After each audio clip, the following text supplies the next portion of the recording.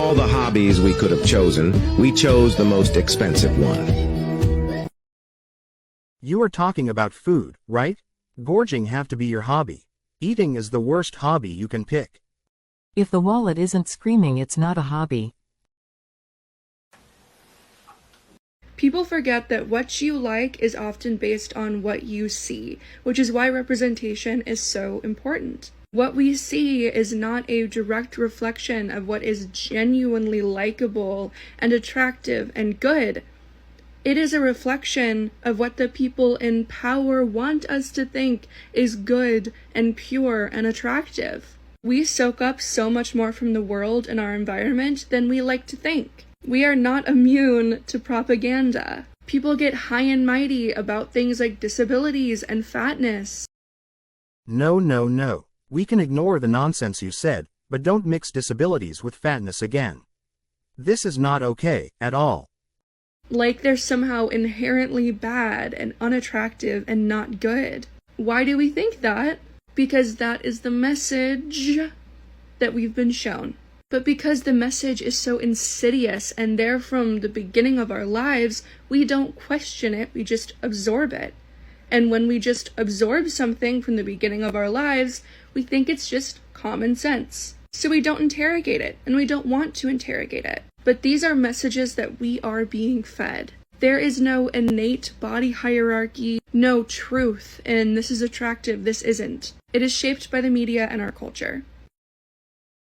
Got it. So now you do the propaganda, to convince us that you are attractive. Preach beauty. I always get weight loss ads on my TV on YouTube. Anti-fats are everywhere, but we're still here. Hey girl, maybe just accept the fact that most people aren't attracted to fat people. It has nothing to do with brainwashing. What do you make of the biological arguments people make to so-called prove fatness is inherently unattractive? The logic is basically that we are animals, are naturally hardwired to want to be with and reproduce with healthy people, and fat people are supposedly inherently unhealthy. You put your butt on backwards. Get it? Because I have a line going down my stomach. Isn't that so genius and hilarious? If I had $1 for every time some bored, sad stranger on the internet made some variation of that comment about my body, I would have a lot more money. But it's okay because I get to live with the peace of knowing that I will never be sad or miserable enough of a human being to leave horrible comments about a stranger's body. Anyways, here's my little outfit showing off my stomach because it deserves the love. No need to hide or be ashamed, but why try to be proud and intentionally emphasize it? Don't understand this need. You are gorgeous and they just want to take you down. It shows how insecure they are as a person. Keep being you. You made these shirts for this demonstration that the CFDA and Vogue are putting on.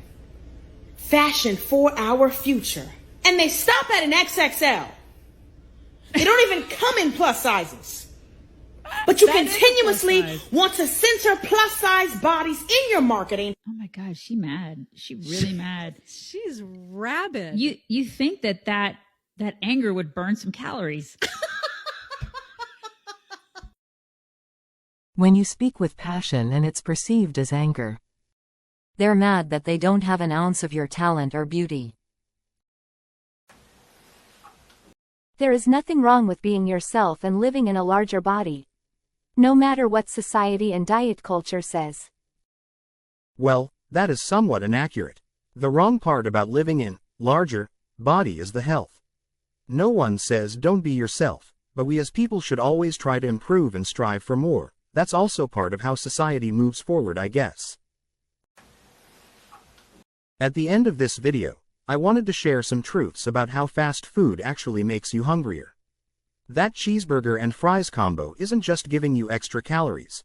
It's actually tricking your brain and body into wanting more. We'll break down exactly how it happens.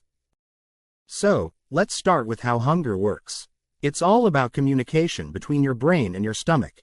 Your body releases hormones like ghrelin, the hunger hormone, to tell your brain it's time to eat.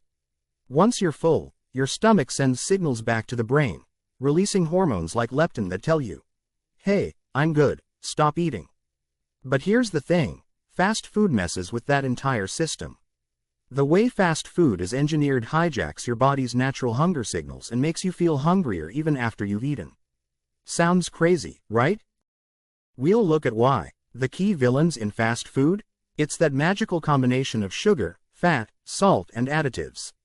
Fast food is loaded with these ingredients, and they interact with your brain in a pretty sneaky way. When you eat fast food, these ingredients activate the brain's reward centers, releasing dopamine, the feel-good hormone.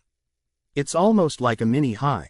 Also, fast food is often packed with refined carbs. Think white bread buns, fries, sugary drinks.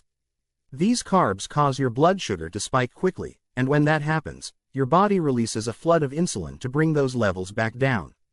But after that spike comes the inevitable crash, leaving you feeling sluggish, tired, and, you guessed it, hungry again. This roller coaster of blood sugar levels tricks your body into thinking you need more food to regain energy, even though you just ate a large meal. Fast food is often what we call calorie-dense but nutrient-poor. That means you're getting tons of calories but very little in the way of vitamins, fiber, or protein, the stuff that keeps you full and nourished. When your body doesn't get the nutrients it needs, it keeps sending hunger signals because it's searching for those missing vitamins and minerals. So, even after a fast food meal, your body might still crave more food in an attempt to make up for what it's missing. Let's end with the psychological effects of fast food. Fast food packaging, advertising, and convenience all play a role in decision-making. Bright colors, catchy jingles, and the sheer availability of fast food make it a go-to option, even when you're not really hungry. When you're constantly exposed to these cues, it becomes easier to choose fast food and harder to make healthier choices.